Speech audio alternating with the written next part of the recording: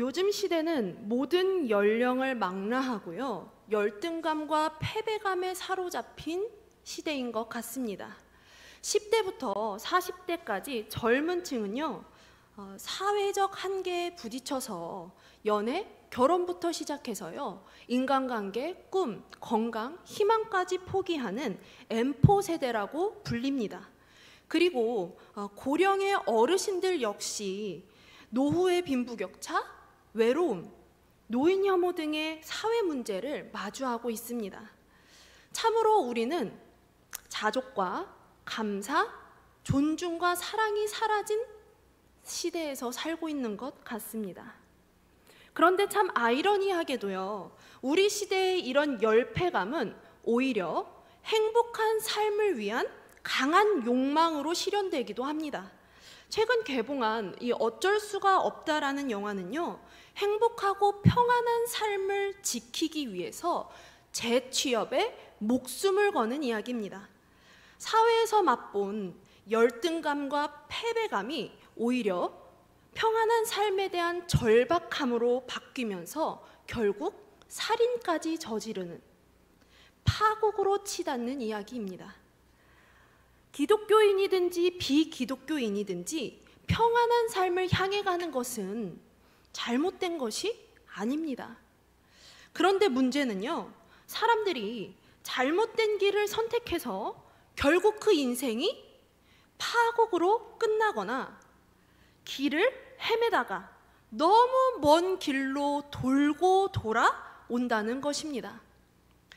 오늘 본문은 우리가 잘못된 길을 선택하거나 헤매지 않도록 우리를 부르고 있습니다. 지금 이 시간이 우리를 부르는 이 지혜의 말씀에 귀 기울일 때임을 믿습니다. 아멘. 잠언은요, 시나 산문 형식의 짧은 격언들을 묶어놓은 지혜서입니다. 히브리어 그리고 70인역 성경에서 이 잠언을, 이 책의 제목을 솔로몬의 잠언이라고 말합니다. 하지만 이 책의 모든 잠언들이 다 솔로몬이 기록한 것은 아닙니다. 히스기야의 신하들, 아굴, 르무엘 왕 등 저자들의 격언들도 이 잠언 안에 들어있습니다.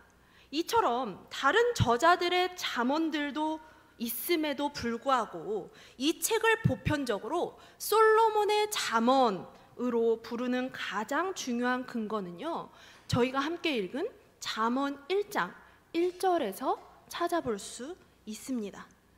솔로몬의 잠언이라는 표현은 잠언의 다른 곳에서도 등장합니다. 그런데 1장 1절에서는요, 솔로몬의 잠언, 이 표제 앞에 다윗의 아들 이스라엘의 왕이라는 설명을 덧붙이고 있습니다. 다윗의 아들 이스라엘의 왕 솔로몬의 잠언. 여러분, 다양한 저자들의 짧고 긴 격언들을 묶어놓은 이 책의 제목이 솔로몬의 잠언으로 종합되는 이유는요, 솔로몬의 아버지 다윗과 하신 이 하나님의 언약 안에서 지혜와 지식을 받은 솔로몬 왕의 후광 아래 이 모든 잠언들이 묶이고 이해될 수 있기 때문입니다. 다윗의 아들 이스라엘의 왕이라는 이 소개가요, 굉장히 많은 것을 내포하고 있습니다. 다윗의 아들 이스라엘의 왕 솔로몬이라는 이 소개는 저희가 요즘 큐티하고 있었던 역대하 본문에서 읽어보셨을 것입니다. 역대하 1장의 배경을 떠올리게 하죠. 솔로몬은 하나님께 다윗과 하신 약속을 성취할 하나님께서 지명하신 왕으로 역대하에 소개됩니다. 역대하에서 하나님이 솔로몬에게 무엇을 줄까 하고 물으시죠. 그리고 솔로몬이 대답하는 장면을 보면요, 솔로몬이 냅다 하나님 저 지혜 주세요 라고 하는 것이 아닙니다. 역대하에서는요, 다윗의 언약을 기억하고 하나님께서 세우신 왕으로서 하나님의 뜻을 이루기 위해 구하는 솔로몬의 모습을 그립니다. 함께 역대하 1장 8절에서 10절을 읽도록 하겠습니다. 함께 읽겠습니다. 솔로몬이 하나님께 말하되 주께서 전에 큰 은혜를 내 아버지 다윗에게 베푸시고 내가 그를 대신하여 왕이 되게 하셨사오니 여호와 하나님이여 원하건대 주는 내 아버지 다윗에게 허락하신 것을 이제 굳게 하소서. 주께서 나를 땅에 티끌같이 많은 백성의 왕으로 삼으셨사오니 주는 이제 내게 지혜와 지식을 주사 이 백성 앞에서 출입하게 하옵소서.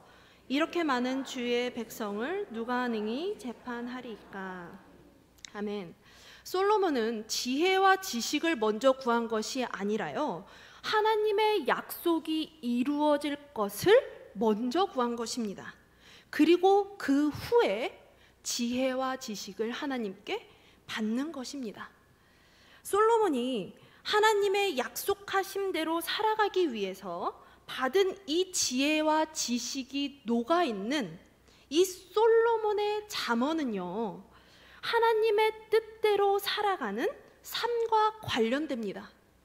이것은 잠언이 대중적이고 도덕적인 교훈을 담은 것이 아니라 여호와를 경외하는 자들의 입술에서 회자되던 격언이라는 사실과 연결됩니다.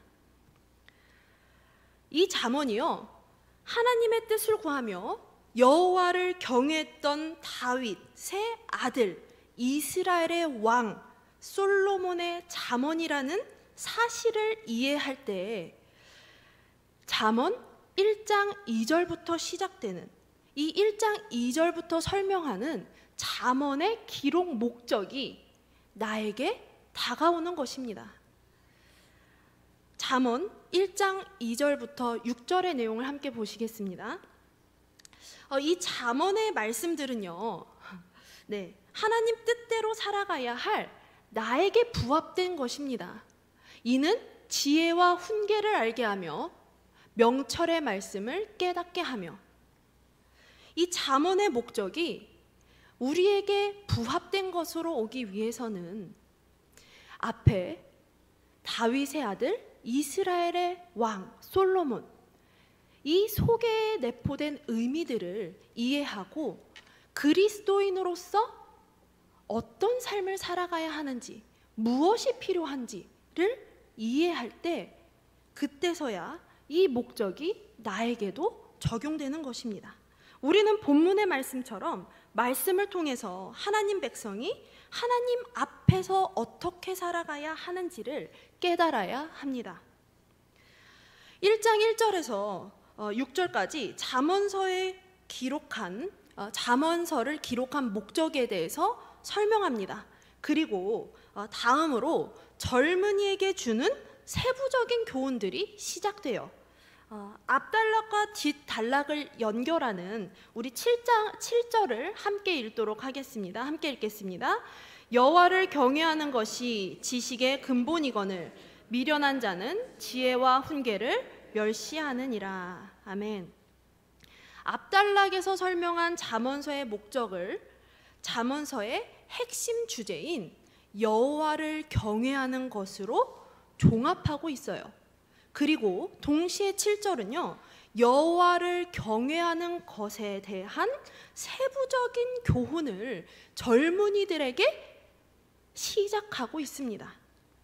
7절부터 젊은이에게 지혜와 훈계를 떠나는 것이 얼마나 미련한 일이고 가증한 것인지를 알려주고 있습니다. 솔로몬이 사명을 감당하기 위해서 받은 지혜와 지식은 하나님을 경배함 1000번째 이야기에 근거합니다. 이처럼 지혜와 지식은 하나님을 경외하는 것에서부터 시작됩니다.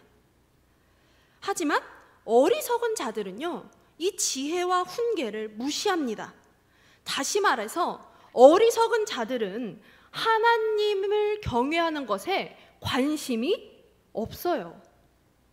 이 잠언서를 읽는 젊은이들은 하나님을 예배하는 길, 하나님을 무시하는 길, 둘 중 하나를 선택해야 합니다. 만약 하나님을 경외하는 길을 선택하지 않는다면요, 결국 그 미련함은 19절이 말하는 바와 같이 생명을 잃게 하는 파국으로 치닫습니다. 함께 19절을 읽겠습니다.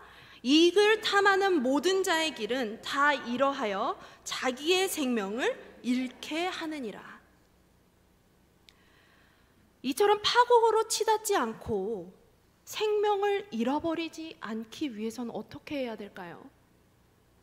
오늘 잠언은요, 아버지의 훈계를 듣고 어머니의 법을 지켜야 한다고 말합니다. 제가 8절을 읽겠습니다. 내 아들아, 내 아비의 훈계를 들으며 내 어미의 법을 떠나지 말라. 아멘. 고대 문헌에서 여성인 어머니를요, 아버지와 동일하게 선생으로 등장시키는 것은 흔한 일이 아닙니다. 그런데 잠언은 1장뿐만 아니라 곳곳에서 어머니를 아버지와 함께 아들을 훈계하는 중요한 위치에 둡니다. 이것은 하나님을 경외하는 것에 대한 교육이 하나님을 경외하는 것에 대한 지혜와 훈계가 가정에서부터 시작된다는 것을 시사합니다. 실제로 잠언은요, 마지막 장에서도 르무엘 왕의 어머니 현숙한 아내를 가정의 선생으로 등장시킵니다. 그런데 우리가 이 말씀을 읽을 때 오해하지 말아야 하는 것이 하나 있습니다. 이 훈계를 받아야 하는 대상이요, 젊은이가 아니라 내 아들이라는 것이죠.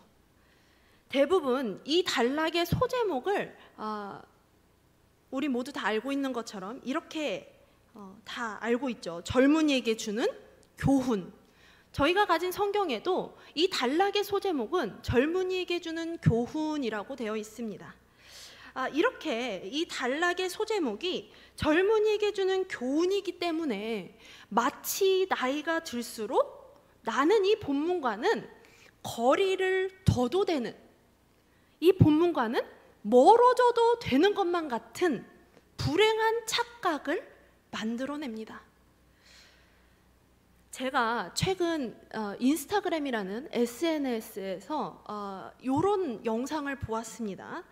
어떤 영상이냐면요, 영상을 보진 않고 이미지만 볼 텐데요, 왜 나이가 들수록 성격이 이상해질까라는 이 영상을 보았어요. 근데 제가 이 타이틀을 읽자마자 흠칫 나에게 하는 말인가? 라면서 좀 찔림이 있었습니다. 그러면서 나에게 하는 말인가 하는 찔림과 함께요, 제 안에 나는 나이 들수록 성격 안 이상해지고 싶은데 라는 생각이 들더라고요. 이 영상 속 작가의 요지는 이와 같습니다.